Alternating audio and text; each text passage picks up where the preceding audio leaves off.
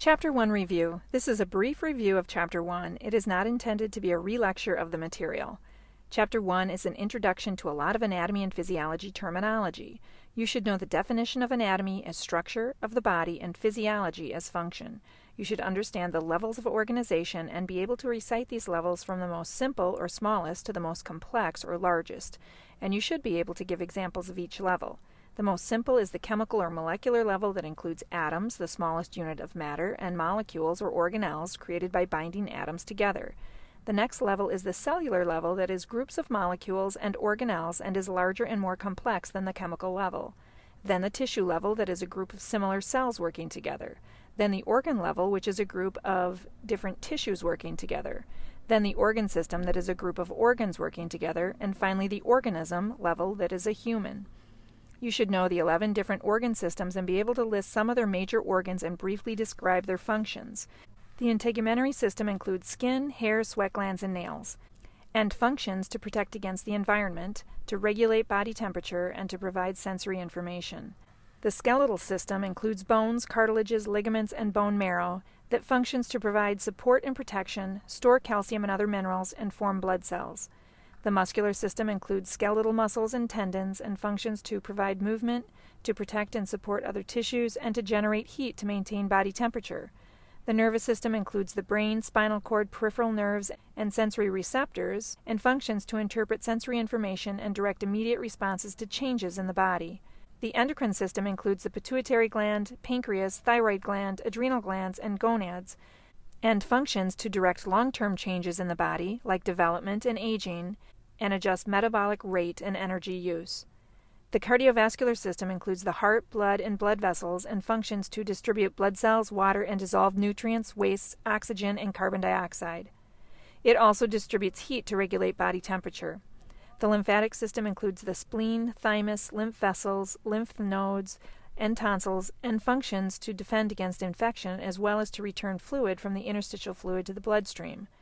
The respiratory system includes the nasal cavity, trachea, bronchi, lungs, and alveoli, and functions to deliver air, provide oxygen to the bloodstream, remove carbon dioxide from the bloodstream, and produce sounds for communication. The digestive system includes structures in the mouth, pharynx, stomach, small and large intestine, liver, pancreas, and gallbladder, and functions to process and digest food, absorb water and nutrients, and store energy reserves. The urinary system includes the kidneys, urinary bladder, and the urinary tract, and functions to excrete waste products from the blood and control water balance in the body by regulating the amount of urine produced.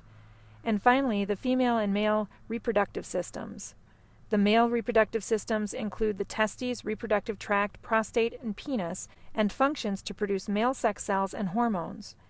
The female reproductive system includes the ovaries, uterus, uterine tubes, vagina, external genitalia, and mammary glands, and functions to produce female sex cells, hormones, support developing embryos, and provide milk to nourish the newborn. You should be able to define and explain homeostasis as all body systems working together to maintain a stable internal environment.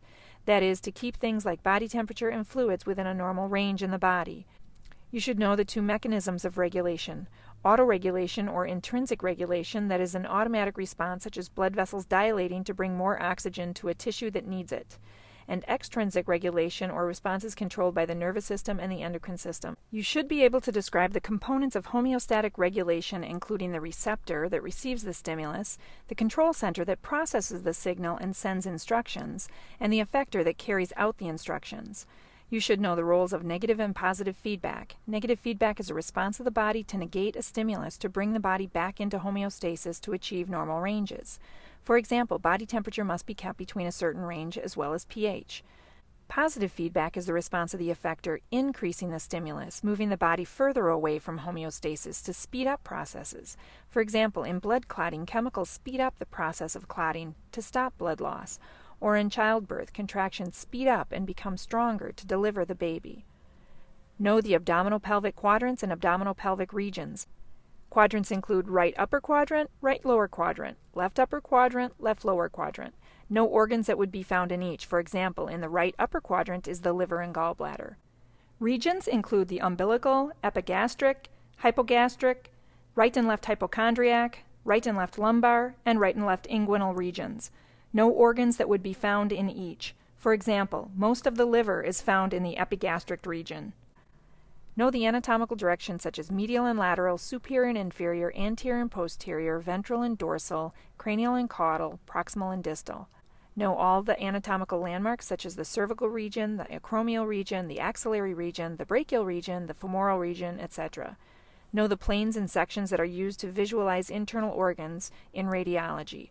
These include the frontal plane, the sagittal plane, sagittal, mid-sagittal, and parasagittal, and the transverse plane, or cross-section. Know the divisions of the body cavities. The thoracic cavity contains the pleural and pericardial cavities. The mediastinum is the space between the pleural cavities and contains the pericardial cavity as well as other major blood vessels of the heart. The abdominal pelvic cavity contains the abdominal cavity and the pelvic cavity. The peritoneal cavity is the abdominal cavity plus the superior portion of the pelvic cavity. Know the serous membranes that line each of these cavities. The serous membranes have two layers. The parietal layer lines the cavity and the visceral layer covers the organs. Know the serous membranes that line each of these cavities, the pleura, the pericardium, and the peritoneum. Give examples of each. For example, the visceral pericardium covers the heart, whereas the parietal pericardium lines the pericardial cavity. This ends Chapter 1 review.